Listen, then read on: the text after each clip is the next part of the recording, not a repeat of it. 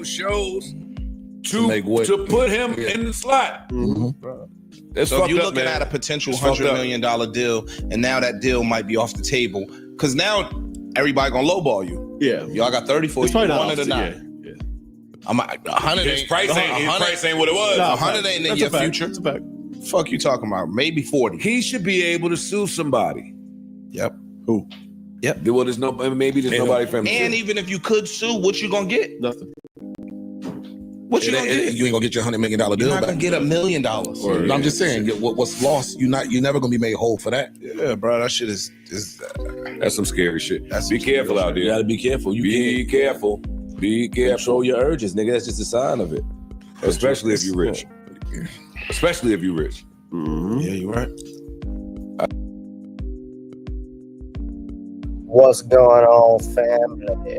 What's going on? Welcome to another exciting edition of Random Topic Sundays here in the cosmos of X, Rumble, and Screwtooth. Ladies and gentlemen, I hope you all are safe and you're blessed. We're alive, and I'm coming at you from 5. I'm your humble, gracious host, man with the plans, you rich. Thank you for coming in. Welcome to Random Topics if you're on Rumble, ladies and gentlemen. So we're going to get right into what we're talking to it. Of course, a clip of what you saw was from courtesy of the Joe Budden show. They were talking about the settlement agreement, and I have 3 topics we're talking about tonight, so I'll get right into it. We want some more people to come in. Before we do that, of course, we want everybody to hit that notification bell.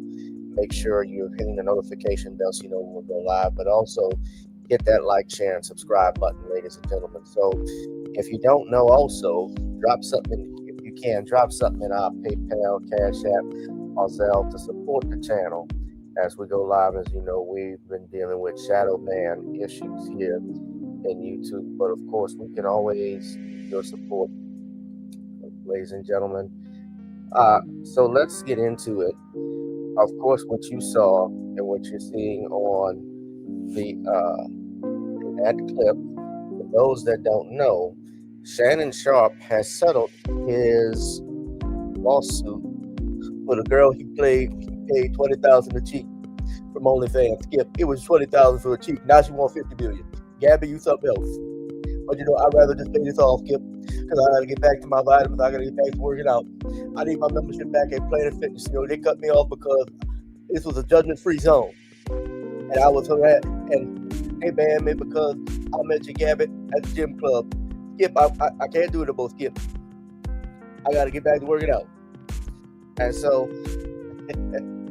Shannon Sharpe, though, he settled his lawsuit with via Tony Swift in Las Vegas, Nevada. Now, last week they were supposed to have a hearing in the court, and somehow or another, I think what happened was Shannon's attorneys and Gabriella Zuniga's attorneys, I hope I'm pronouncing that last name correctly, they had a meeting. They, I believe, were going through negotiations. So, but Shannon Sharpe's lawyer showed up, and then Tony Busby's lawyers didn't show. Tony Busby didn't show up, and I believe there was an issue, apparently, with the.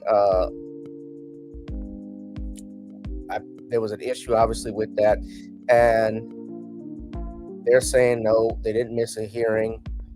But at any rate, I think that they were in negotiation. So, what Busby wrote on X, because he has a Twitter account, he stated that they didn't miss a hearing. What happened was that Shannon Sharpe's legal team agreed they didn't need to have a hearing. And this sometimes happens where a case doesn't get removed from a docket, where if the two parties are in negotiations, they can request either a continuance or strike it from the docket because they ended up settling the case. They don't say how much it was settled for, but apparently that is what happened. So there was a mutual agreement to postpone the motion scheduled for July 9th. As a result, there was no expectation by our team that Gabriella Zuniga's team would show up and appear in person. This is Tony Busby. Now, I didn't know this, but this is a former, I don't believe he's still in the Marines, but He's a United States Marine recon officer. So, and he's a lawyer. But they reached a settlement in this matter.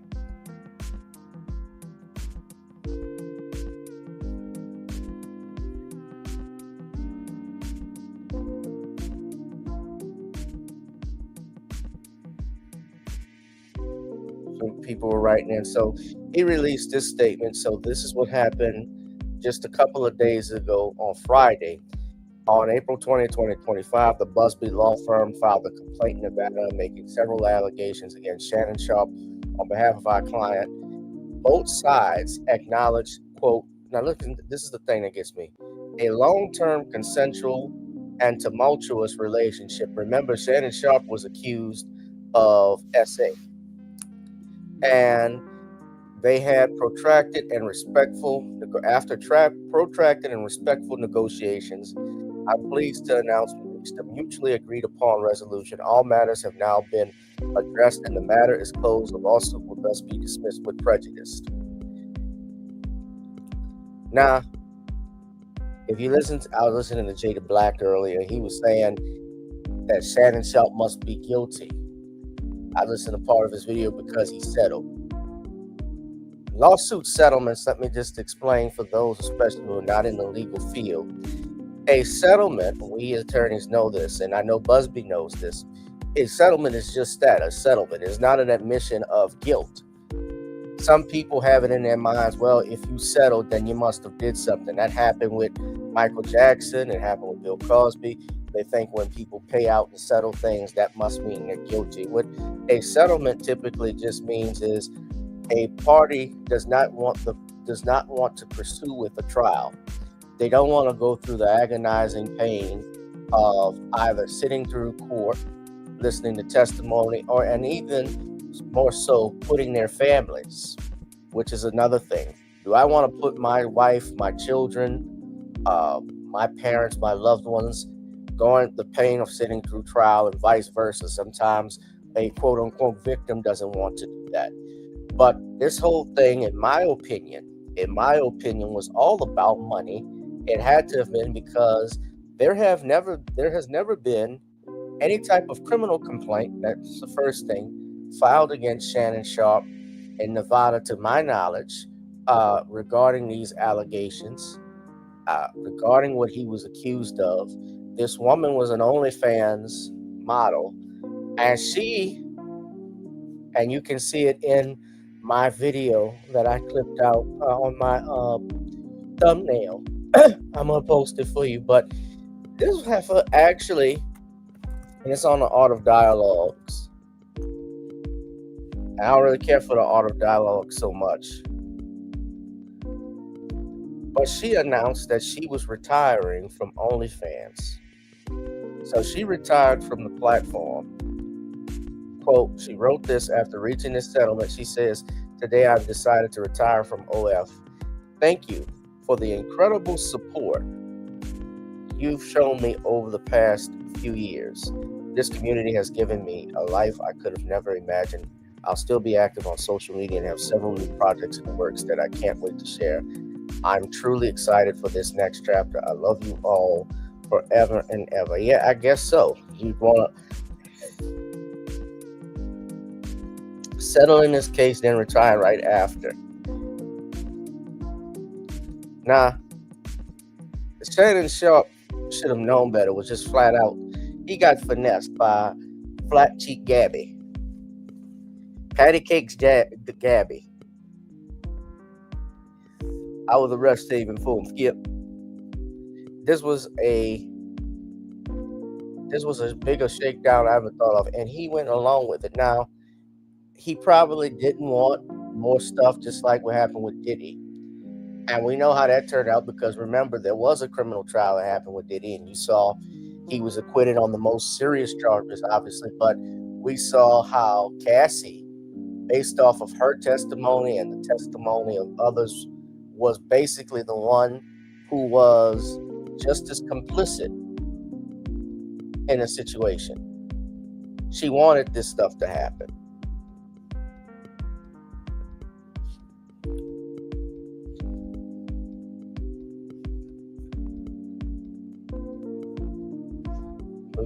Smoke said back on this one. Yeah, Shannon Sharp was. That was stupid.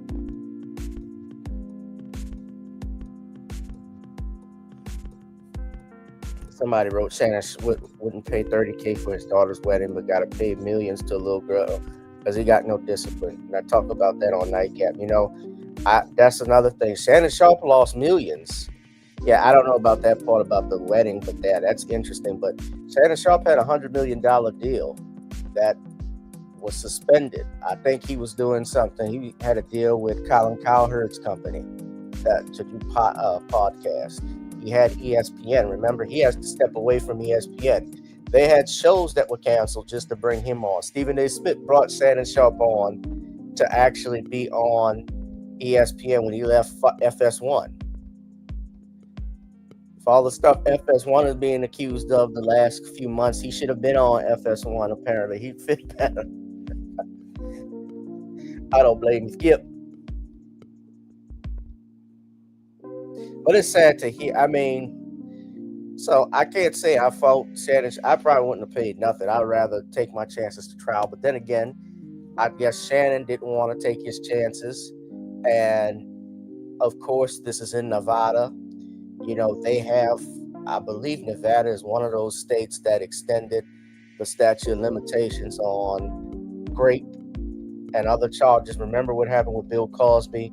They actually, across the country in different states, extended the statute of limitations and passed even look-back laws like they have in New York and California. So this was all a money grab with this.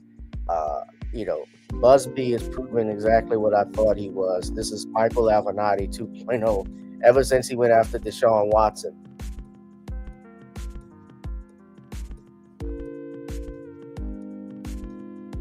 I've been suspicious of this.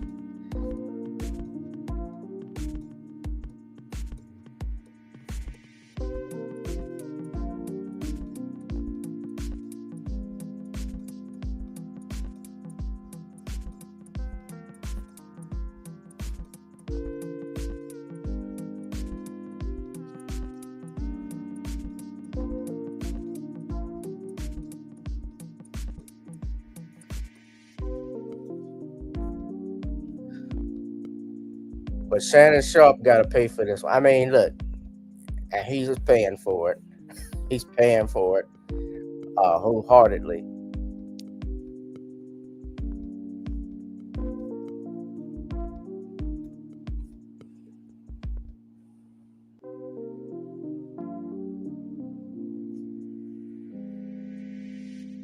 What did y'all think of it? Yeah, she outsmarted him. And she retired with no injuries, like Shannon. No problems with the neck. He definitely got head. No, I don't. But yeah, that wasn't smart on Shannon's part. He should have known better. Shannon, and ESPN probably will cut ties with him. But I got to say this is for men who have money. You got to be careful, obviously, with who you sleep best with. You know what? It's okay to get a camera in your bedroom. It's okay to put cameras in your bedroom. It's okay to sign NDAs, although they may not hold up in court now, apparently. But you got to have witnesses around you when you're around these females, when you got money, because you never know what's going to come back and bite you. Oh, give me a break. Skip that. Shannon got CTE. That's all them hits to the head. When I got hit by Romo. I got hit by Romo, and he tried to break my arm, Skip, when I was playing for the Broncos. I think he was playing for the Raiders, and he broke my arm, Skip. I think he also caused me a concussion. I think that's all it has, It just rattled my brain, Skip. But yeah, you got to be careful with these women, man, for sure. Don't do nothing stupid. So I digress. So next, ladies and gentlemen, the next topic I want to talk about, they've been talking about this, the Epstein files. If you can hear me, I want you to please give me a thumbs up. I want to know if the volume is pretty good.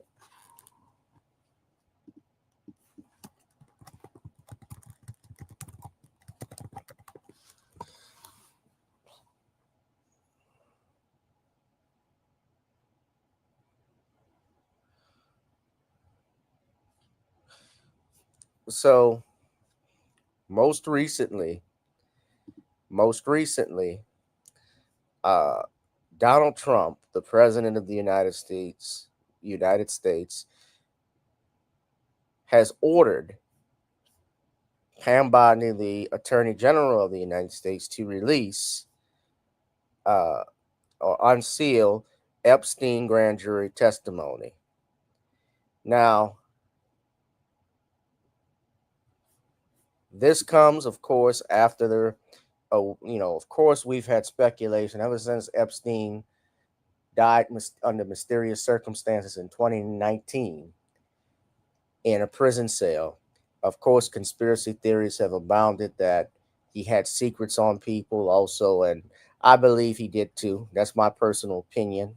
I think there were documents that I think there were not just celebrities but politicians who had visited that private island, and even the president, if I'm not mistaken, was, because there are pictures of him and Jeffrey Epstein together, but I believe he had been with him. But so has Bill Clinton, so has the Prince. I think it was Prince. Was it Prince Philip? I could be wrong. Who's the prince that was with Epstein?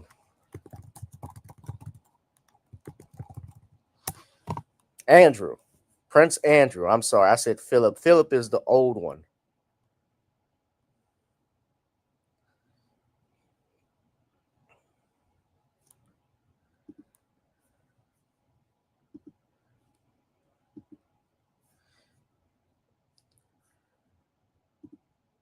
Now, one of the things that's interesting, so yeah, that was interesting what happened with him. But the most interesting thing was the CCTV footage that I saw only last week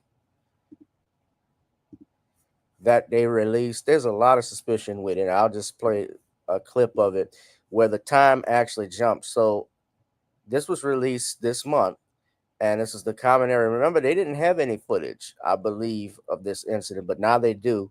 So there was a minute that was missing from the footage when they showed it. So at 11:58, so it's playing now, but then it jumped a whole minute. So from 11:58,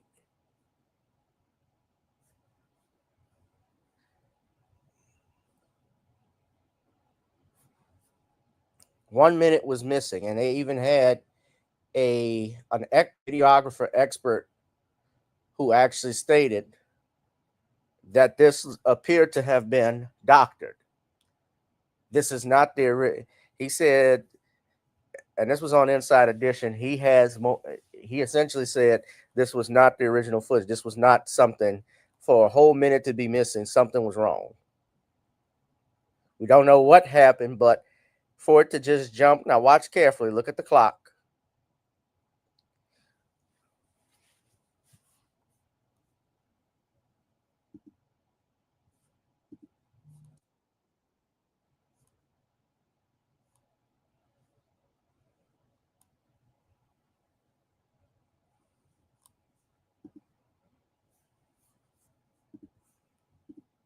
Look at the clock. I had to take the banner off. Hold up. I want everybody to look. Now watch the jump. Y'all can see it clearly. Watch what happens at 11:12. Yeah. That's not normal.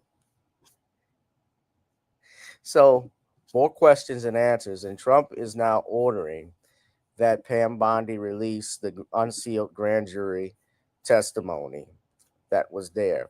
Now, I've listened to Judge Joe Brown even talk about why the Epstein files probably have not been released. He maintained there may have been some type of, what he believed from listening to him was that by releasing the files, it could cause a national security issue if there were, I guess, we had operatives or people who are tied with our government in other countries. Because remember, Jeffrey Epstein, while he's an American citizen, he had ties, made a multi-billionaire. He had monies in Swiss bank accounts and so forth. He had ties to people all over the world, and perhaps might put the United States in a bad light. My opinion is that certain people don't want things released because it's going to put them in a bad light more than this country. That's my opinion on this. President Trump is joining several other lawmakers pushing for more transparency in the Jeffrey Epstein case. He took to social media Saturday requesting all grand jury testimony in this sex trafficking case to be released. Nearly 2 weeks ago, the Department of Justice and FBI released a memo saying there was no Epstein client list and no more information would be made public.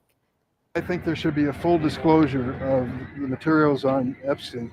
Statements by the Attorney General that she had all the issues and reviews on her desk for her to take a look at were kind of a promise to the American people that something was coming, and nothing has come out of it. Now, House Republicans could vote this week on a resolution asking for more transparency in the Epstein case. Democrats have their own version that's more legally binding.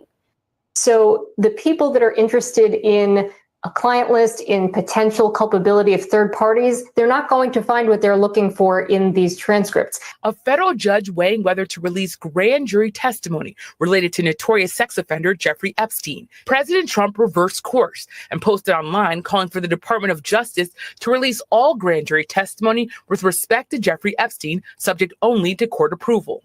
Friday, the DOJ filing a motion in federal court in Manhattan to have the grand jury transcripts unsealed. By law, grand jury testimony is kept secret with some limited exceptions.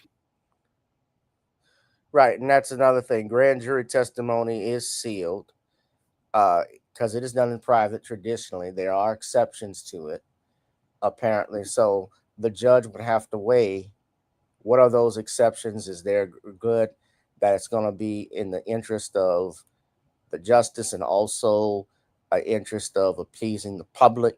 So he's got to weigh several things. But I believe there has to be full transparency with these things. And Trump reversed course because his base, particularly who had been clamoring to release the Epstein files when Joe Biden was in office, and even when Trump was in office, because when Epstein died, that was under Trump's watch, not Biden's, in all fairness. But people wanted that. People wanted to know why Epstein died, and that was one of them. I know last year, one of the ramming points that people wanted to vote for Trump, they felt he was going to release the Epstein files, and he was hesitant about doing so, apparently. And now he was blaming troublemakers. He called them troublemakers, referring to the people on the right, and he said the radical left.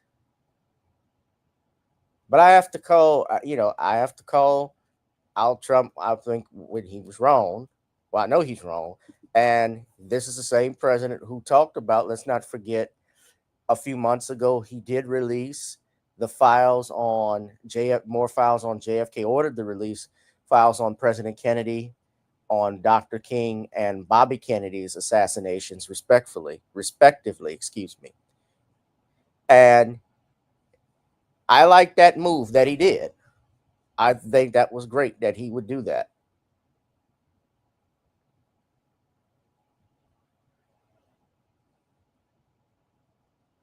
That being said, we are not going to get probably closer to the truth on Epstein. And President Trump having no public events on this Sunday, but gearing up for a busy week. Also, as President Trump's administration has asked Fox News, by the way, you look at the comments, releasing the transcripts won't reveal any information about his clients. Released a list.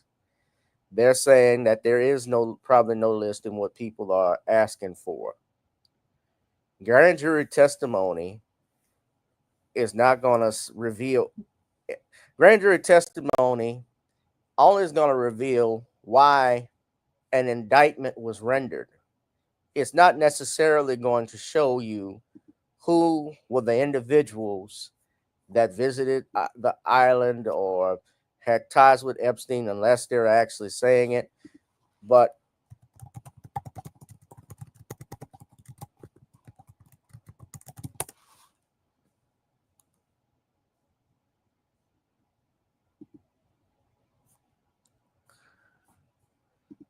some things, of course,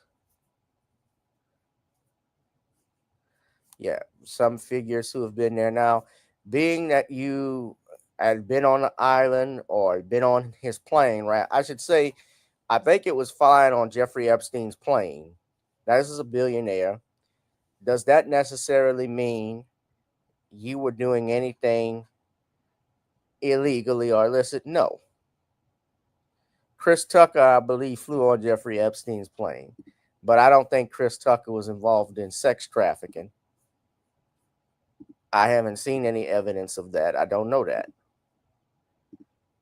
I think people, though, added with Epstein's death, they think they're tied. So this is the BBC who wrote this.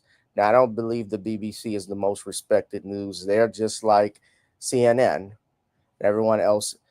All of these people are tied to the government in some way, shape, or form.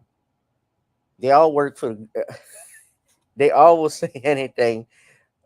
They don't go against them unless it's to push an agenda. Certain agendas they don't go against.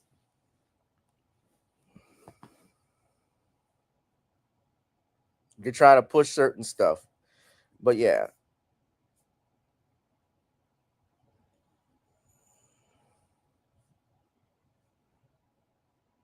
So Michael Jackson apparently had run-ins with Epstein, according to testimony from Joanna Schoberg. I believe these were, they don't say who Schoberg is. Schoberg. Michael wasn't accused of any wrongdoing.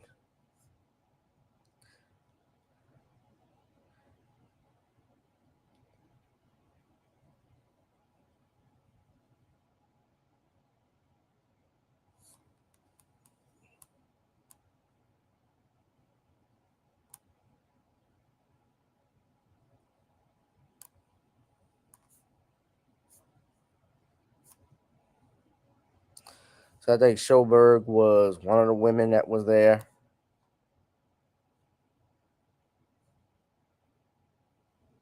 She was recruited by Ghislaine Maxwell.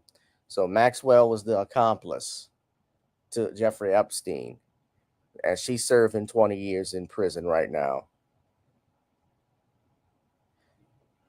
Yeah, so he did his dirty work.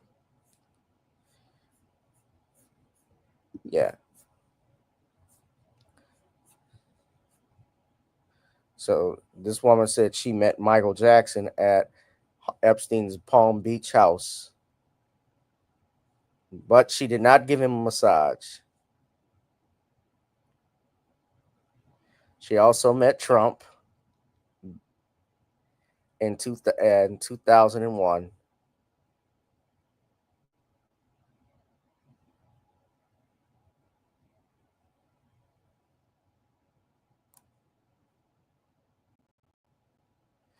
She said she didn't give him a massage.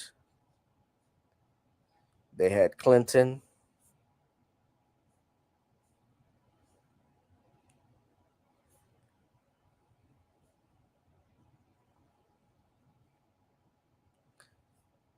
So they said Clinton had flew on Epstein's plane 4 times, including twice to Africa, which I think that's where Chris Tucker was, because Chris Tucker used to fly with Clinton, I believe, to Africa on the plane. So a lot of those private jets and so forth, and that's another thing.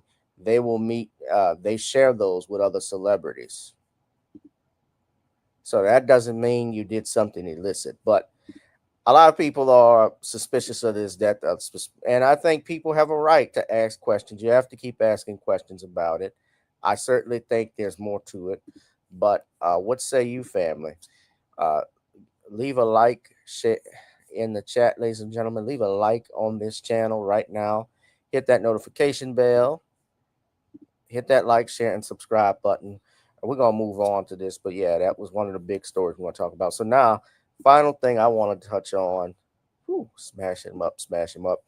We are going to, I got to put the music back on. Hold on. Put a little music on.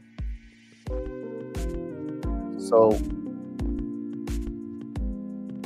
the Breakfast Club, let's talk about this, had Rich Blue Dennis, the owner of Essence Ventures, on their show sometime last week, finally broke his silence on what was going on and what happened regarding the Essence Fest. And as those of you who know already, Essence has been criticized. They have been criticized for their handling, especially of the countless issues. The handling of Essence Fest. Essence Ventures is now owned by Rich Lou Dennis, who is family, as people I believe are from Nigeria. A lot of the people who are running Essence now are not what we call foundational Black Americans, but they are directly, their parents at least are directly from certain countries in Africa. Mr. Dennis, I believe, is from Nigeria, I believe. And the former CEO of Shea Moisture, who sold his company, I believe he sold it to Mitt Romney's company, if I'm not mistaken. That was interesting. Now, Rich Lou Dennis's net worth is $350 million, and he's known for co-founding Sundial Brands, which was acquired by Unilever in 2018 for $1.6 billion.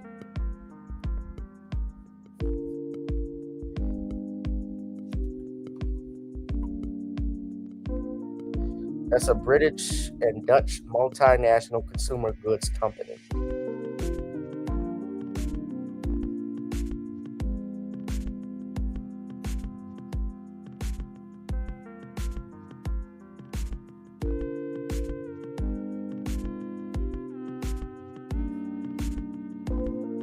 At any rate, so you have that. We have that. And I'm going to put on this video. So, of course, I want to be careful because they will copyright strike this stuff.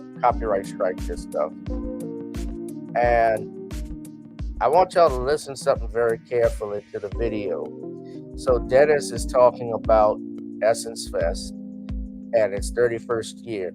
Now, remember, they just bought Essence about 6 or 7 years ago, so they haven't had it for that long. But I want y'all to pay attention to what he says and starts off. And what I hear in this is a lot of cost explaining. And the Breakfast Club, as always, they did not do a good job with their interviews because they really threw softball questions at him. So I want y'all to listen carefully. So hold on. Now, I won't show the video, but we could play the audio because I don't want copyright strike. So speed it up a little bit. So I want to know if y'all can hear this. So important, and even more important now. When you see all these DEI initiatives getting rolled back, when you see these fundings, when you see this funding for these Black organizations and Black companies getting cut, all we're gonna have is us. That's it. To invest back in each other. That's it. You know, and part of that is if you don't create wealth, we don't have us to invest back in each other, right? Then we're constantly needing to have other people support us to. I mean, look, you know, we've got changes in healthcare coming, right? We've got changes in our abilities to get an education. It's going to cost. We're going to have fewer opportunities and higher costs, right? The only thing that we can control is our economic destiny, right? And so I'm fiercely protective of that because if we don't have that, we've got nothing. And to do that, we've got to build big businesses. We've got to build infrastructure to support those businesses, and we've got to train up people so that they can run those businesses, right? All things that we all know are missing from our community infrastructure today. So we've got a lot of work to do, and we're here to do the work. Now, of course, trending the last couple of days was the Essence Festival. Yep. 31st Essence Festival. Some people were upset. Some people were mad about timing. Some people said it wasn't as packed as it usually is. They were mad that Target was a sponsor. So I know you're here today to break some of that down. So what happened, I guess, Essence Festival weekend? Yeah. So first of all, a lot of the criticism is warranted. A lot of it is not, right? There's always an explanation for things that go wrong, and people are always excited to take credit for things that go right, right? My job is to balance that all out, right? So we have an incredible team that's running Essence Festival. They have built something that when you look at it, if you look at the scale of what it is today, that competes against the best in the world, right? Without the resources of the best in the world, right? And without the access that the best in the world. Okay. Let me just pause for a second. He says some of it is warranted, some of it is not warranted. So he starts it off wrong right there. You're in the consumer business. You are a former owner of a moisturizer that is predominantly used by melanated people, black people in this country, and you now own one of the largest magazine or media black corporation magazines. I should say traditionally, it was traditionally black organization, a traditional black media enterprise like Essence Fest. So your base is going to be black American women. Now he's entitled to his opinion, but you take unwarranted criticism, and he's going to get into the part about the African centering of Essence, which we have to remember there is nothing wrong. Let me be clear. I have nothing wrong. Well, you know what? I'm going to address it later. I have nothing wrong with Africa or people from Africa. Of course, we have African blood. And that being said, we as Black Americans, we live here in the United States of America. Most of us have not visited Africa, have no ties to it. And Essence Fest is something that has always been cultural for Black Americans.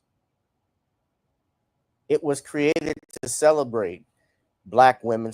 That's why it was created in 1969 by Gerald Lewis and several other men to celebrate Black women. And then Essence Fest came about to celebrate the culture. It's called Essence Music Festival, Music and Cultural Festival, for a reason. It's to celebrate Black American and Blackness here in the United States. That's why it's there. So let me finish. That's right. So I'm extremely proud of that team. I'm also proud of the fact that they took risks that we don't normally get to take in order to build something better. And some of those risks worked out exceptionally well. Like you go into the convention center, extraordinary, right? We had problems in production with the mics. That happens, seems to happen more in the Superdome or in domes rather. But we had problems there. Those problems will be addressed because they're easily addressable. There's reasons for why that happened. At some point, we can get into that if you want to. But we had over 40 acts over the 3-day weekend in the Superdome, right? Best talent in the world, and they deserve the best acoustics. They deserve the best production, and we'll give that to them. We've given that to them for 30 years. This 31st year, we didn't do as good a job as we normally do, and next year we'll do a better job than we've ever done because we've learned what the issues were. So why was Lauryn Hill so late? She said it wasn't her fault. It absolutely was not her fault. Okay. It was, she said she thanked y'all for actually stepping up and saying it wasn't her fault. Well, our job is to protect Black women. We're not going to sit here and say, hey, because she's taking the heat for it, we're going to be quiet, because that's not what we are. That's not what Essence is about. That's not what we're building. There were production issues with the audio video system that caused the delay in her performance. We own that, right? Those delays, were primarily because we've been very aggressive in, as I said earlier, our job is to develop the infrastructure that drives Black businesses, right? So we also want to make sure that we're investing in the local businesses in New Orleans, right? And so our production partner, from our mandate and my team's directive, which again, we're very proud. Let me pause right there because he mentioned partnering with local businesses. Y'all know there has been controversy, especially if you're in the New Orleans area, about how local businesses, and especially in the last few years, vendors have been impacted by Essence Fest. These buffer zones that have been created through City Council and the mayor's office, deals that they've made with Essence, especially protecting the Essence trademark. Many of these businesses can't touch or come near Essence Fest. They block it off. Certain vendors were handpicked, and also a lot of them were left out of signing up for Essence Fest. So this was not a one-off thing. It's always been a problem when Essence Fest, I want to say, to my knowledge, from as long as I've been here, especially I've noticed the last 5 years. Now in 2020, and they didn't have an Essence Fest because of COVID. I believe it came back in 2022 when they started back again. But remember the bookstore, Baldwin Bookstore, last year, there was an issue with that because Essence had actually filed injunctions against Baldwin bookstores who were doing these events. And keep in mind, everything dealing with Essence Fest is not coming to New Orleans east of the Lower Ninth Ward. Everything is going towards, everything is concentrated by the Superdome in that area, the CBD. Then he's going to talk about Target. He's going to talk about the criticism. But hold on. That we're able to do this. You know, one of the things that is also can y'all hear? Satisfying but scary is that there are no more Black festivals around. Right? We're about the only independent one left. Right?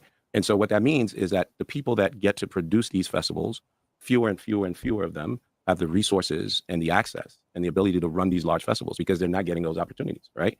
I said to my team a year ago is we need to go out and find the types of partners that we can develop and grow so that they have the opportunities to do these, right?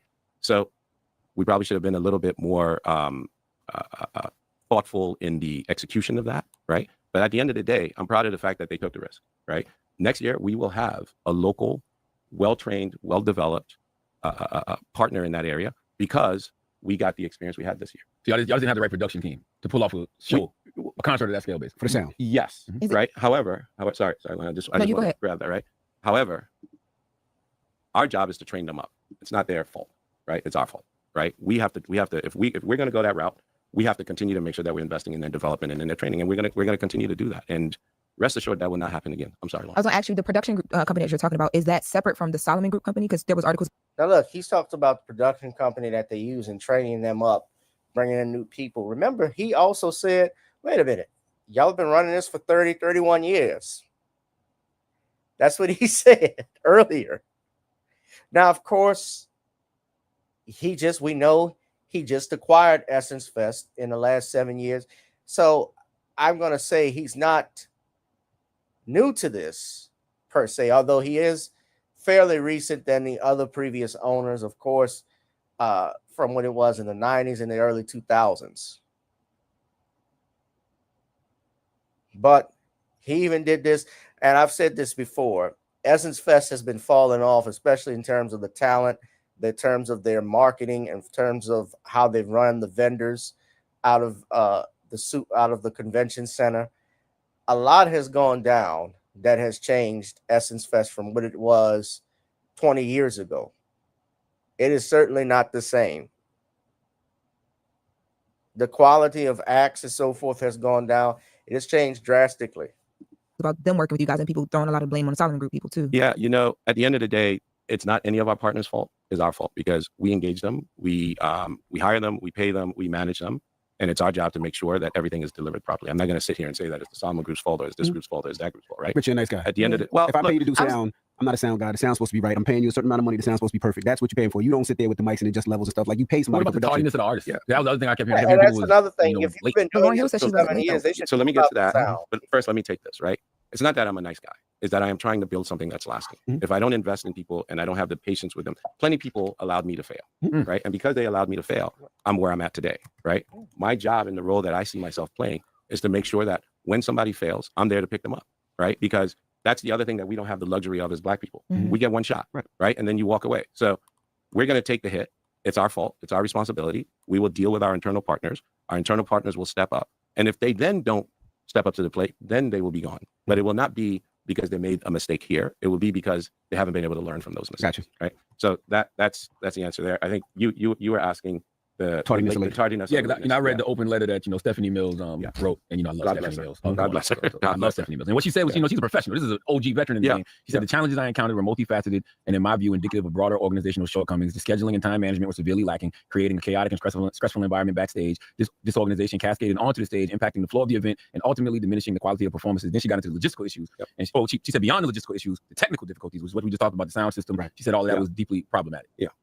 Well, I mean, she said it. There's nothing to argue there, right? I guess the why is what I'm asking. Well, I think the why is one scale, right? And when you start with the technical issues, as you guys are in this business, things have a way of having domino effects, and they impact other things, right? So we're tracking all of that now. We've got folks that have been working nonstop around the clock to make sure that we not just identify these. So whether it's Miss Mills or it's the security guard on the floor or whoever it is, we're talking to everybody, and we're making the adjustments that we need to make. This isn't a matter of, hey, we're oblivious to these issues. This isn't a matter of, hey, we don't understand that there were challenges. We understand there were challenges. We're getting to the bottom of it, and we're correcting. I think I understand what you're saying as far as production, because we deal with that, especially in radio a lot of times, right? You're giving people an opportunity, you're giving people a chance, but they may not have the experience. And you said you got to train them up. But man, when you got something that needs to hit the ground running, I can't teach you how to run. I need you to already know how to run. Yeah. Well, and a lot of times too, because we don't get the opportunities, we may know how to run, but we may be rusty, right? I may not have done it in a year and a half. So things slip, right? I may have new team members that haven't really run it with me before. So I've got to figure out how to do that. So this isn't anything new to this business or to the music or the festival business. But I think it is particularly heightened because we care about the people that we care about, and the people that we serve care deeply about what it is that we're doing, right? So this criticism, I don't take it as criticism to criticize, although there is some of that, right? There's some piling on, there's all that, but that's part of the game. But people really care about what Essence means to them, and it's a source of pride for them, right? So we have to deliver that. That's why I'm here, right? So we have to be able to deliver that. We have to deliver that excellence every day. And so 500 things may go right, and one thing may go wrong, or 2 things or 10 things may go wrong. We owe it to ourselves to say, hey, this isn't working, and B, for us to correct it. Right? I do have to ask, I go to Essence every year, right? And I was there this year. I actually spoke on one of the stages, the Suede Lounge. How dope was that? It was dope. Yeah. It was really dope. I mean, I love Essence because you get to see your core. Now look, let me stop right here. So remember the super lounges, there was an issue with that. We talked about that a few times earlier the past week or so, how the super lounges, and they even put out an apology because you had to actually have, I believe, VIP standards. You couldn't just buy tickets in order to get into those lounges. And Essence even apologized because there was confusion with that.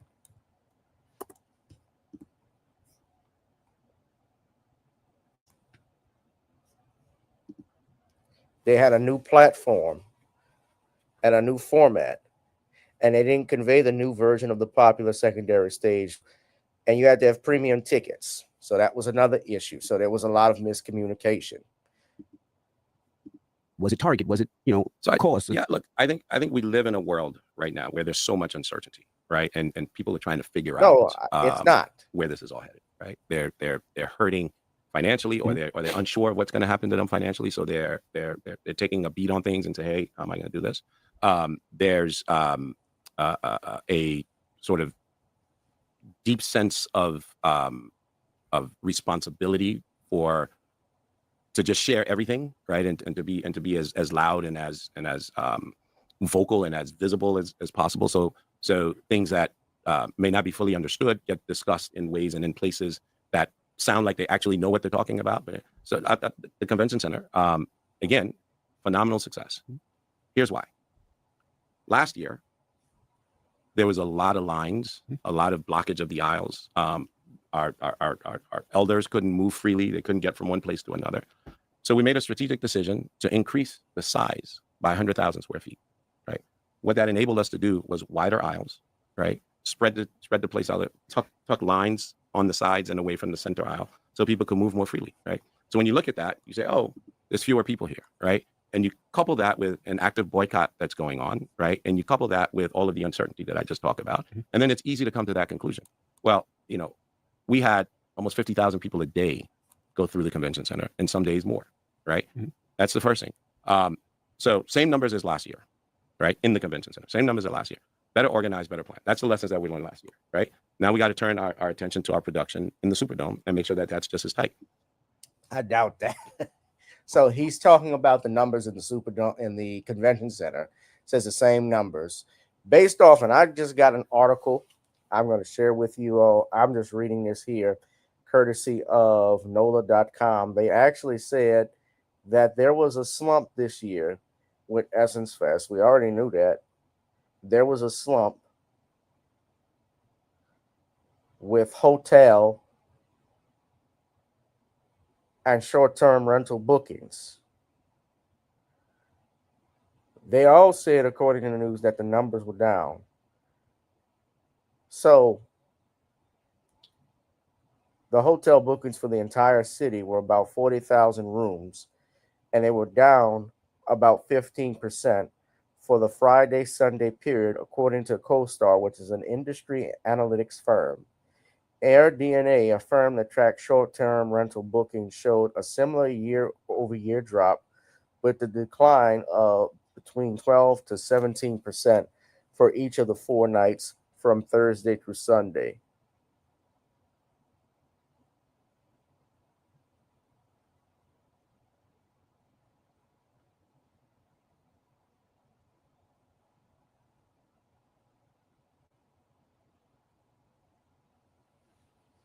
And remember, Essence, they didn't release that lineup until the last minute. So a lot of people were hesitant on booking rooms. But he's saying you had the same number of people visit the convention center from last year. You don't have any issues in the convention center, and we're engaging with that many people a day, right? I think it's something like, I don't know, like 400 panels, right? 20-something They're giving thousand softball minutes of questions content, here, right? Like massive stuff, right? Scale stuff. The last part about that is it's all free, right? So when you come into that experience, the other thing that I think you noticed this year, for those of you that have been, is the elevation of the experience, right? The visuals, right? The content, the quality of the presenters, right? The quality of the presentations, extraordinary, right? I was extremely excited about the programming at Suede, right? For the first time, it wasn't an afterthought. A men's experience wasn't an afterthought. It was a real intentional experience and execution, right? Well, break down what Suede is for people that don't know it and weren't there, because they might not know. Yeah. So Suede is what is now Essence's men's platform and experience that we're slowly building up. Because if you go out there and you look in the media landscape today, there's nothing that's really focused on Black men in an elevated and aspirational way. And so Suede was actually a magazine that was owned by Essence, that was launched by Essence back in the day as a and was then shuttered shortly thereafter. And I looked at it and I said, you know, what a cool name for men, right? And so we're gradually building that up. But I think from your experience there, you can see where we're headed with it. Not that it was dope, and I think a lot of women all the time always look for men at Essence, right? Because there's a lot of relationships. There's a lot of women and they're looking for relationships. They're looking, so that Suede Lounge was a great opportunity for men. You was looking for men. I was actually on the panel, sir. I was on the panel, That's the best way to find a man. But I do want to say too, I want to stay on the economic point that Envy brought up. I saw people complaining about the BBIP super lounges. I guess they said the super lounge used to be a part of the standard ticket price, but then they had to charge extra for the VVIP. So a lot of people was like, damn, that prices me out. So that was just how you balance like financial sustainability with accessibility. Well, but I think that's also part of what I was saying earlier about people having an idea, but not really fully having all of the information to make decisions, right? So that super lounge experience was a free experience where the convention center had, not a convention center, the Superdome had these spaces, right, inside of them that Essence used as a way to showcase up and coming talent, right, give them opportunities. They went quite for the main stage. For the past 3 years or so, the Superdome was under construction and those spaces went away. So we haven't had that for 3 years. The way that we solved for that was doing super lounges early on the main stage, right? That didn't change, right? But what we also are dealing with is, one, we should talk about the economics of it, right? We'll come back to the economics of how an event like this gets pulled off and what it takes and what it requires. But what we then did was that, hey, we're trying to over deliver on the value proposition of why you would go to the Superdome, why you would buy a ticket, right? And what has happened is, for our community, they get charged more and they receive less. We're guilty of trying to give more for the same price, right? And that has to then be accompanied by other sources of revenue in order to sustain that free convention center, right? How about I've been going for so many years. I didn't know the convention center was free. I had no idea. Convention centers? I had no idea. Well, you be working there. I usually go when I went, I just was an attendee and I just went and you I had no idea it was free. That's crazy. I had no clue. So how come they can't do? So why change it? Why change? I got to stop here. So he's talking about the convention center, the super lounges, and so forth. But you changed it where no one knew about it. No one knew about it. And if you show up there, the VIP passes. And look, I'm not talking about people complaining just to be complaining. It's legit. The super lounges have traditionally always been that way, that you could go to. If you couldn't get a concert ticket into Essence, people would take through the super lounges. Why did it change? If it ain't broke, don't try to fix it. Where else on this planet, which is amazing, is anybody giving us that? I mean, think about who you got to see, and they got to see and talk to you, right? They got to see on that same. They got to see and talk to Maxwell. They got to see and talk to. Let me explain this a little bit. So the convention center, of course, it's a huge convention center, and they have different stages, podcasts, artists performing, and I didn't know all that was free, but all that is free. So like you can go there, and when I was there doing one stage, Lloyd was doing another stage performing. So there was like 10,000 people at Lloyd stage. There was a couple thousand people at our stage. People doing podcasts, conversations with Maxwell. And I didn't know that's I thought so too. That's dope. No, but in order to maintain that money has to come from somewhere, right? So we're trying to find other ways that we can monetize so that we. You're not wrong. They are removing it. They are removing it. And he's going to respond in a little bit. I'm trying to get to this. There's another video I found. It might be a little quicker. But no, you're not wrong. They are removing Black Americans from this, especially Black American culture. And that's who made Essence Fest. That's what made it special. So hold up. We can continue to provide that experience so we don't have to charge. Because our community is going through I don't know if people know this, right? Unemployment rate for Black women in this country right now is skyrocketing, right? Unemployment rate for Black people in this country is skyrocketing, right? The opportunities that we were promised just 2 years ago have evaporated, right? We're going to stand by our community and we're going to use our business acumen to build a sustainable business that will be here 100 years from now, right? We're going to make those investments. We need our community to come along. We also, though, taking full accountability, need to make sure that our community knows that that's what we're doing, right? I think we take for granted that they know what we're doing. The fact that you guys in here have been there, I don't know how many times, you've probably been there 15 times, that you didn't know that all of those experiences were free, right? I've only been once. I'm sorry. I've been once too. Once and once? I've been 15 times. Actually, there when it was in Houston. Oh, so you went right after Katrina. Yeah. But that's 1 million square feet that we produce in that convention center for our community, serving anywhere from 50 to 70,000 people a day, right? For 3 days straight. It's where we bring Black businesses in the SoCo market so they can sell their products. And when they come to that SoCo market, that one weekend, many of them make more money in that one weekend than they make the entire year. But the only other thing that I would say that I did not like is every night at that convention center or at a concert when people were performing, I didn't know who was really performing until I got there. And you guys have, I mean, think about it. You got Glorilla, Patti LaBelle. I think we had the best lineup in the history of lineups. Lauryn Hill. Come on, man. Nas. Best lineup in the history of lineups. So wait, you're putting Glorilla up with the Isley Brothers on a Friday night. Babyface, who was tired when he came out. Maxwell. Not to mention, I got to mention this also. Sunday night, they had Boys to Men at the end. Boys to Men didn't come out or finish, I think, till 3 o'clock in the morning, based off the reports I saw on NOLA.com. They came out late. You put Master P on. Master P goes up. So Sunday night, they had Master P. Yeah, they had Nas. But you put Boys to Men on last, and it's after 12 o'clock at night on a Sunday. People got to go back to work. Boys Men, Dougie Fresh, Babyface, Patti LaBelle. So many artists. It was so I feel like that wasn't properly promoted. But I didn't know that was until I got there. I didn't know until I got there about all those artists. And I feel like it would have been a bigger push if you didn't know. Like, you got to see all those artists in the weekend. You never see nothing like that. Old and new, coming up artists. Like, it was a dope show. That's what we do every year, right? And that's the idea. So usually when New Edition is closing out. When Mary's before. Like, it was this year. I didn't know Nas was there until I got there. So I'll tell you. I didn't know LL was there till I seen him on the plane. That is the truth. So by the way, he's being biased. All those people are from Queens. Okay, so I bet y'all promoted Patti LaBelle and crazy. All you care about is them rappers from Queens. No, but if you ask me, I did not know. So that's another learning, right? So, but I tell you, more than that, more than hey, we need to really amp it up because people need to know. More than that, we need to be earlier so that people can plan. Because in this economy, in the world that we're in, right, people need to plan. And people, this is some people's vacation, right? Like, some people are like, hey, I'm gonna save up my money this year so I can go to Essence, right? Great. We need to make sure that we give them enough of a window for them to plan.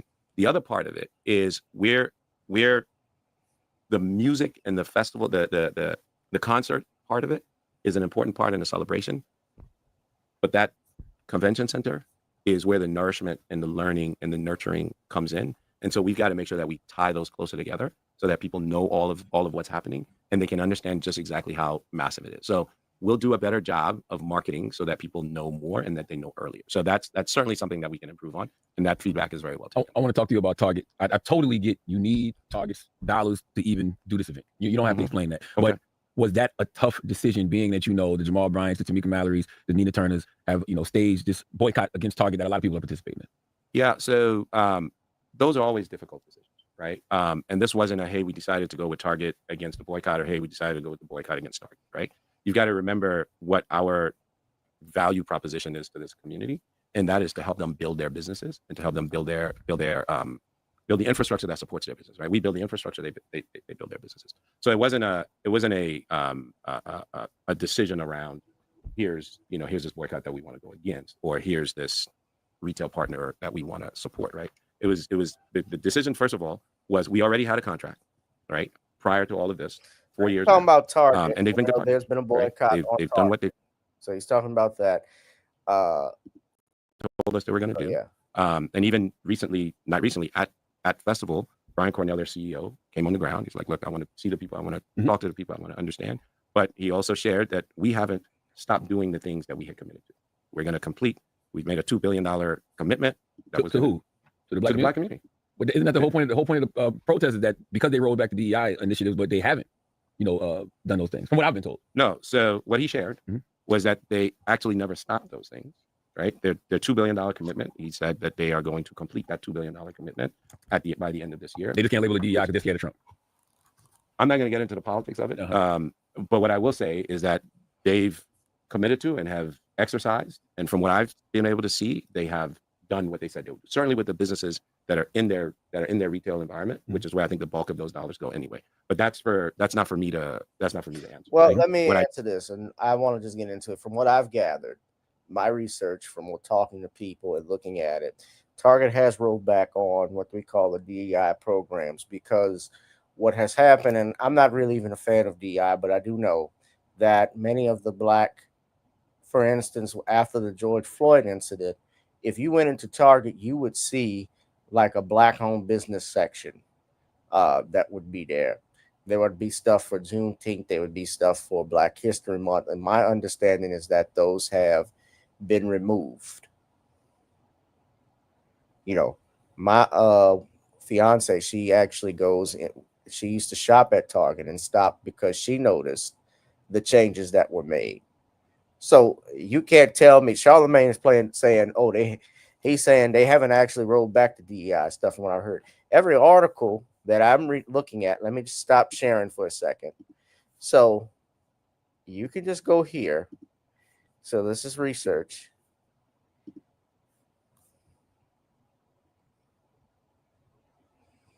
Ever since March 5th, CNN reported that there was a 40-day boycott that started. It couldn't come at a worse time for the company, because Target announced it was eliminating hiring goals for minority employees and an executive committee focused on racial justice and making other changes to its diversity initiatives.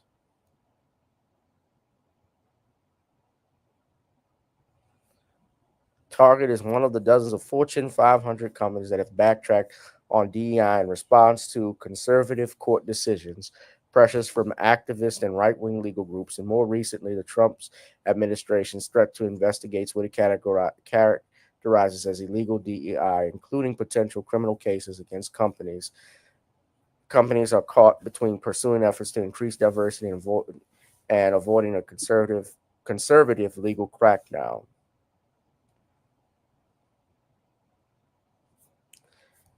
And there's been a boycott that started as a result of this. People have been boycotting Target. So for these reasons. So where does Charlemagne get off? And he's saying that they haven't actually rolled back on anything when it's been reported. They announced from their own board that their own CEO said they were rolling back the initiatives. Now, they're under contract with Essence to do things. And I understand when there's a contract, they have to do that. They're honoring it, obviously, because they don't want to get sued. That's where Hayes Restaurant once stood. They had the best barbecue ribs. This is the Memorial Art Champion. Yeah.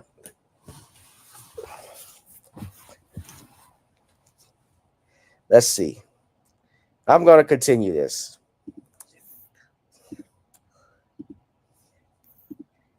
What I can say though is that they have.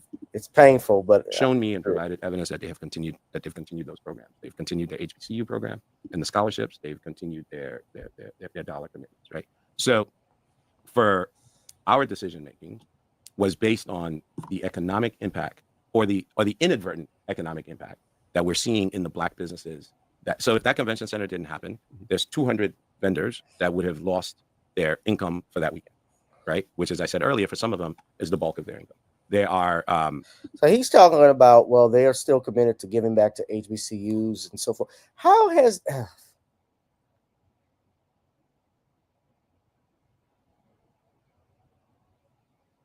Like I said, again, he's mentioning this, and the businesses, the Black businesses that they have there. What about the Black businesses that Essence pushed out? Again,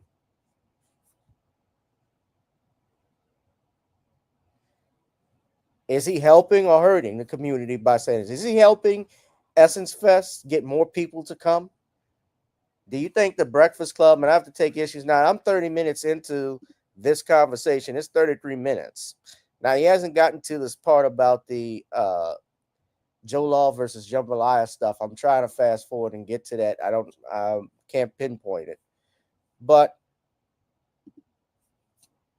it's not really helping his case. Retail, there are brands that have been preparing all year to have a showcase to get retail distribution, right? So there's other retailers that come there, because we also have a program through the New Voices Foundation that trains up our vendors to be ready to go into retail. So that's the other thing that we do. We have almost 30,000 Black businesses on our platform, and women-owned businesses on our platform that we're providing developmental services to every day, and also at the festival, right? So that's everything from preparedness to go into retail to business planning, supply chain development, all the things that it takes to that. So we've also then, as a result of that, really curated the SoCal market so that when our guests come in, they're getting the best of the best, and that when retail partners come in, they're able to then say, hey, they're ready to do business and go to the next level, right? So we don't want to deprive them of that opportunity. Greater than that is they've already made the investments, right? Some of these people have, not some of them, many of them, because where do we go to get funding in our community when we need to build a business? Today, right? GoFundMe. Right. Right. So part of what they use this weekend for is to recoup the investments that they've made. So how do they get these investments? They're taking out second mortgages on their homes. They're drawing down on their 401ks. They're borrowing from their neighbors and their friends and their family.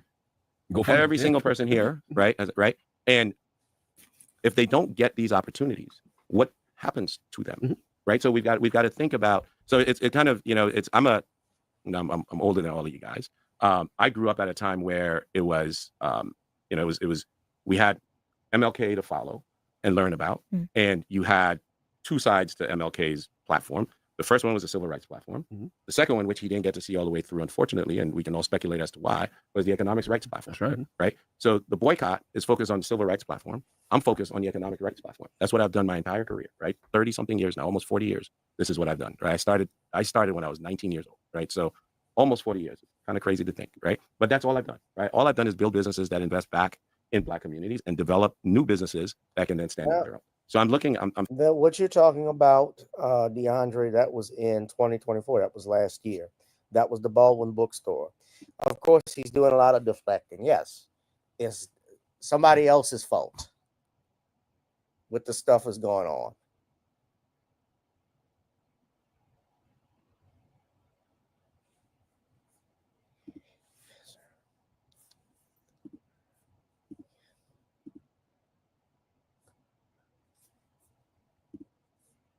I'm faced with this, and I'm seeing the impact that this is not just having here, but also on shelf. So yeah, the boycott can, our voice has been heard. There is no doubt about it. Our voice has been heard. Fantastic, right? My question is, what next, right? And how do we now protect those businesses that have been impacted? Because Target's traffic may be down, right? Their revenue may be down. But think about those. I don't know how many there has. I know that we're involved with maybe 20 businesses in that sell to Target and at other retailers, but we're talking specifically here. Some of them, their businesses are down more than 50%. Some of them, their business, the average is around 30%, right? The Black-owned businesses that are in Target. Yes, right? Because the traffic isn't there. And so the impact of that is, the longer this goes on, I can't pay my mortgage. I can't pay you back the money that I borrowed from you, right? I can't send my kids to the schools that I've not put them in because I thought, hey, I've got this business that's ramping up, right? I'm worried about healthcare because there's all kinds of changes coming there. There's an undue amount of stress that goes on those businesses as a result of this, right? The boycott, I think, has served its purpose. I think it has been one that showed our economic might. It showed our voice. It showed that we can be united. I'm all for that, right? But what I have to think about is how I make sure that these people and these businesses that have made these investments survive through this until all of that is resolved. Can you move on from a boycott if a demand hasn't been met? Like Again, if you have, because the whole point of boycotting is because you have demands. If Target hasn't met those demands, why should we tell people to move on? If they have not met those if they haven't met those demands, why should we tell the protesters to move on? Yeah, so I haven't told anybody to move on, right? Sounds like you're saying that just a little bit. No, that's not what I'm saying. What I'm saying is that my responsibility, the place that I've lived my life, is in building out that ecosystem, right? So my job is to ensure that ecosystem survives, right? That's my job, and that's what I'm doing. I guess real quick, I just want to just from your standpoint, just essence, right? Not the black-owned businesses within Target, just essence and Essence Festival. If you would have said, you know what, I'm listening to the protesters, Target, I don't want y'all to be a sponsor this year. Now, when you listen to this, I just want to say, I'm gonna put the video up. Do y'all see or think these questions are strong that Breakfast Club is asking? Now, of course, you want to make your guests comfortable. I get that, but what are they spitting?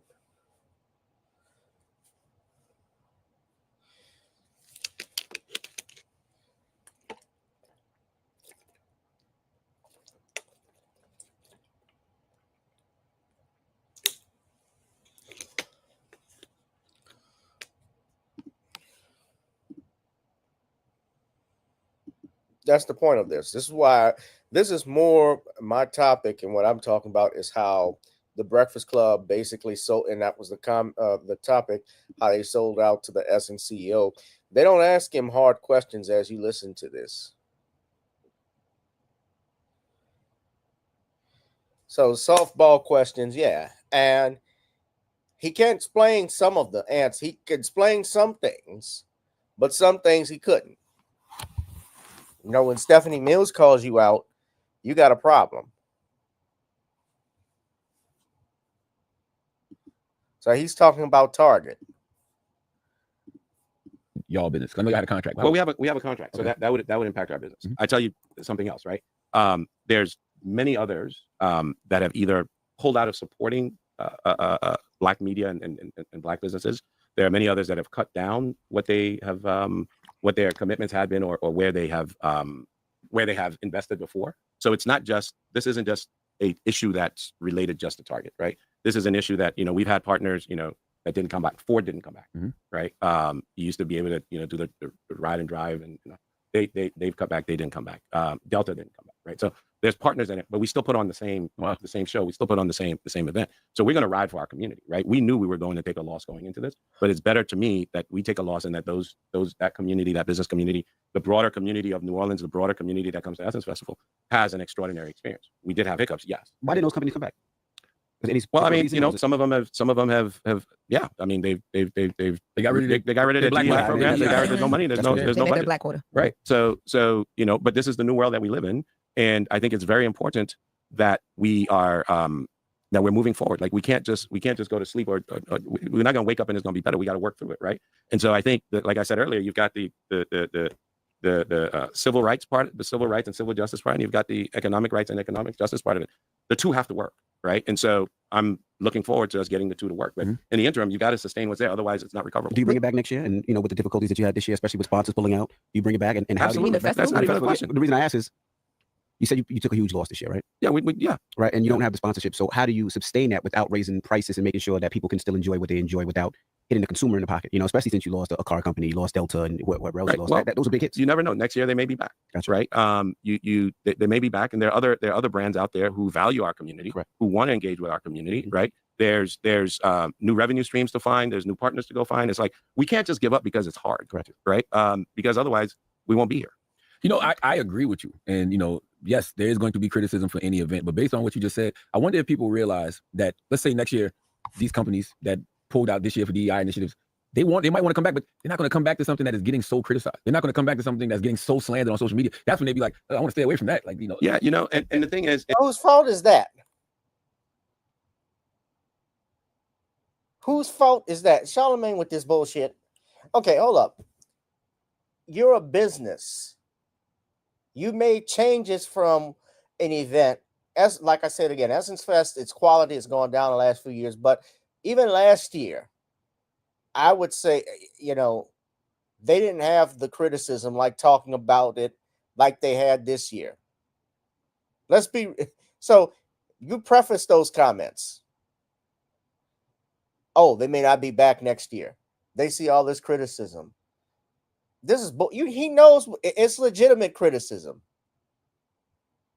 If you're spending money on something, you're spending money on somebody. Of course, if something is not up to your standards and liking, you have a right to complain.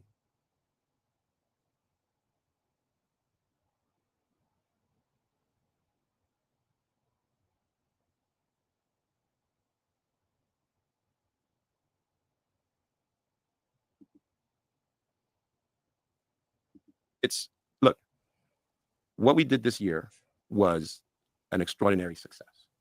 It had faults and issues like everything else, right? But I can go through the stats with you. You same number of people in the convention center, right? We're dealing with what feels like a recession, especially in our community. Mm-hmm. We're dealing with, hey, the conscious decision of, do I support this or not support this, because I want to support my community, but I also want to support this economic stance that we're taking. We're dealing with all of those things, right? I don't think we'll be dealing with that next year, right? I have faith and confidence that we won't be. I can't speak for the economy, but I think the inner dialogue that we're having with ourselves around, do I do this? Do I not do this? I don't think we'll be dealing with that next year. And yes, the criticism doesn't hurt. But you can't dismiss the economy, Rich. No, that's what I'm not dismissing. The economy, but also, this Target thing has been going on for a while. So if next year the boycott is still there, do you guys? I don't know how long your contract is. You guys will still be in contract next year, so they'll be back next year. Yeah. So the answer to that question is we have a responsibility to our community to deliver to them the best product that we can deliver. Right.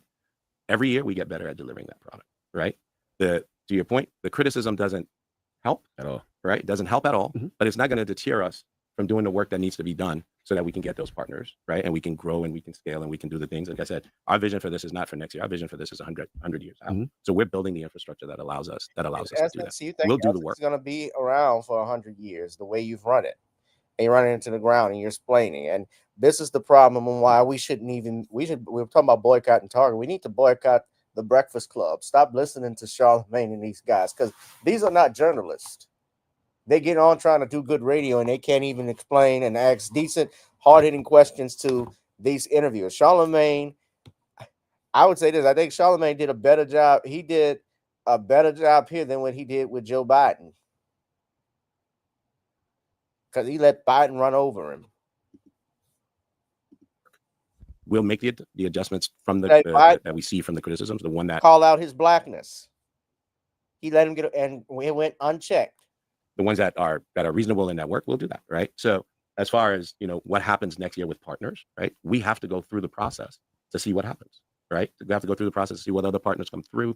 We have to look at what's going on with the boycott, what changes are made to it, how things get resolved. So to your point, there is a resolution to everything, right? We have to come to a resolution. I think that will happen. How did you feel when they turned the conversation, because of Target and Caroline, your CEO's past involvement with Target, they turned it into a Black American versus Black African conversation, and that whole thing exploded of like Essence is losing its focus on Black Americans. Yeah, I mean, those are one of the. I mean, I'd love to hear how you guys think about that, but that's one of those ones that I struggle with understanding intellectually, right? For a host of reasons. Let's just talk about the actual. Y'all hear that? Right? He struggles with so we had 40 plus acts and performers, right? We had one Jamaican act, performer Buju, and we had one African performer, Davido, right? That to me doesn't say that we're losing our center, right? We remain extremely centered on African-American culture, right? And on Black women. That's our center. So right there, he's out of touch. That explains him. He's out of touch. So he doesn't even talk about, he's talking about the one Jamaican act. He's focusing on the acts. But what about the Joe Law versus Jambalaya stuff we saw? What about the DEI hire he had, the Carol Wanga woman, who talked about how we're talking about this is not just going to be about Black Americans, but also all blacks in the diaspora. So when you say that and use those terms, all in the diaspora, of course, we know from history the slave trade wasn't just indicative to the United States of America. I'm well aware of that. Jamaica, of course, Haiti, South America, yes. They may be Africans. I don't deny that. But it's called essence, music, and cultural. And that's the key word, culture. Yes, we might all belong to or be part of the African umbrella and tie. Yeah, we're cousins, but we're also in a different culture. Just like if I went into Puerto Rico, and Puerto Rico is in the United States, I'm sure there are Hispanic, there's going to be Hispanic customs that you're not going to see here in New Orleans. You're not going to see that. You may see it in New York, but guess what? You're not going to see it in New Orleans. And I wouldn't go to a Puerto Rican festival with some of the things that we had, although black can be anywhere because everybody copies it. I'm in somebody else's city. I'm in somebody else's city. I'm in somebody else's environment. As they say, old saying, when in Rome, do as the Romans do. There's a reason why they say that. You try not to offend the regulars. And here in New Orleans, we're very, it's the South. There's Southern hospitality. It's certainly not the same in some other places. When you go to New York or you could go to different cities, you'll find something different. It's different everywhere. Atlanta, Chicago, whatever. It's different down here. That doesn't mean we can't expand out from our center. All it means is we can't lose our center. So if you were on the ground, if you were there, you see that center is very much there, right? You go into the convention center, right? You look at what happened on the stages. You look at what happened. If you were there, you know that we're still centered, right? But if you were there, you also know that we're growing and that we're broadening, because everybody has to grow or broaden. Otherwise, you won't be around, right? There's also sort of the philosophical approaches to this is I view myself as Black. I've benefited from being Black, and I have also lost from being Black. When I walk in the room, what people see, if they don't know me, when I walk in the room, I walk down the street, they see a Black man, right? My entire life has been dedicated to uplifting Black. I've focused it on the economic side of Black, because that's what I know how to do. That's what I'm skilled at. The thing that I've learned from that is we're much better off when we're focused on our commonalities and we're building on those commonalities. As I said earlier, I grew up, King, Garvey, Lumumba, right? That the thinking around, hey, we have a much better chance of developing and growing our communities when we find the commonalities and the alignments, and we're working towards shared goals and shared objectives. When we don't do that, we become much smaller, right? And much more volatile and much more vulnerable. I can't even believe you took the time to explain that. If me, Buju Banton, and DeVito are walking down the street and a white supremacist see us, guess what he see? Black niggas. That's it. What are we talking about here? Do you feel like though with criticisms like that? Like, so out of this shit, I mean, it's not about the skin color, it's the culture. Again, culture and skin color are two different things.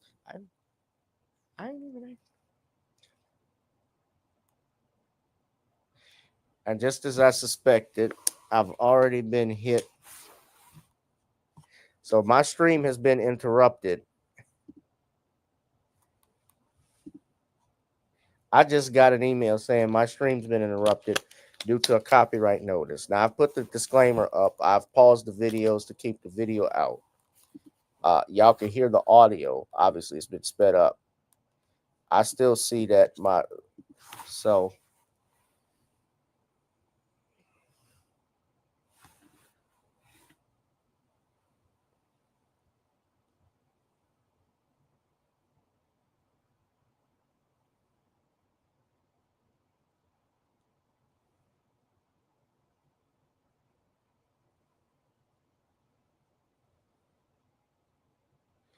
my stream's been made unavailable.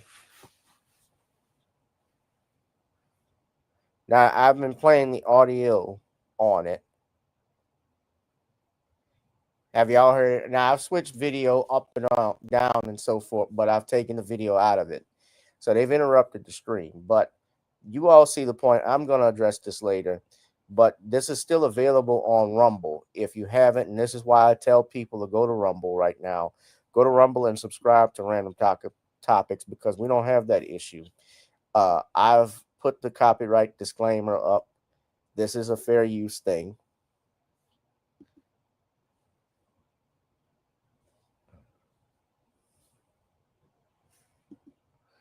But we're going to go ahead and wrap this thing up. I'm just going to go ahead and do that because I don't want to, I'm getting real frustrated with this stuff. Of course, y'all know what I'm going through with them.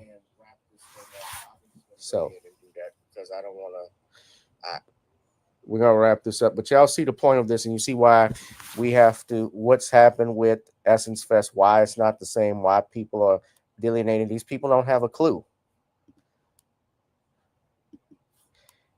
You know, just some of the stuff that you would feel like we're not going to, because y'all took ownership for a lot of things even before the articles hit, right? The things that you're like, this is nonsense, we're not going to take ownership for that. Do you ever feel like it's kind of like unfair? Are you ever hurt by it? Because you do so much centered in Black people, regardless of where they come from. Yeah, I don't have the luxury of being hurt by it, right? I think the first couple of times that it happened, you know, there was, I think the first time I was here, and very, very similar circumstance, right? We did an ad for Shay, right? And that ad had run for months. I'm going to stop it, guys. But y'all get the picture. Anyway, make sure you go to Rumble, subscribe to Random Topics. This will be up here. But y'all get the picture. We need to be boycotting, you know, the Breakfast Club, and not supporting them since they sold out to Essence, the Essence CEO. And you see why Essence Fest. I know why Essence won't be around longer because, number one, they are delineating from Blacks themselves. They started this. And also, they are not taking credit or not taking and owning up to why it was a failure this year. And they also have idiots like the Breakfast Club who try and push their agenda or try to support them without doing any real media and real research. So at any rate, y'all, we gonna wrap this thing up. Y'all be safe, be one, and be blessed. Please drop something in the Cash App, PayPal, or Zelle. And I just put the Random Topics there. You could go there. Ladies and gentlemen, go to Rumble and subscribe to Random Topics. All right. Be one, be safe, and be blessed, ladies and gentlemen. I'll holla. Peace. Thank you, DeAndre. Thank you, Danielle. And everyone. Whoever you are, wherever you are, hope you are blessed and doing safe. Ladies and gentlemen, greetings, family. Of course, I'm tuning in. You see me without the glasses off today. But if you're looking for some opportunities, particular advertisement opportunities, then look no further at the link at the bottom to my email address. You can hit me up for advertisement opportunities. We are supporting and promoting your businesses here on this channel. You can also, if you would like to donate and subscribe to our Patreon, a link is at the bottom as well. So you have multiple ways in which you can advertise with the platform by emailing me when we go on through our live stream. You also have access to premium content, those that want to see premium content that you will not find here on YouTube or Facebook or Twitter, as I am suspended probably by now. You guys can check out the Patreon at link at the bottom. But advertisement opportunities, definitely email me, gavin.grich1@gmail.com for rates. And for the Patreon, it is the same as the YouTube channel. It is channel GBoot2786. All right, I'll holla. Peace.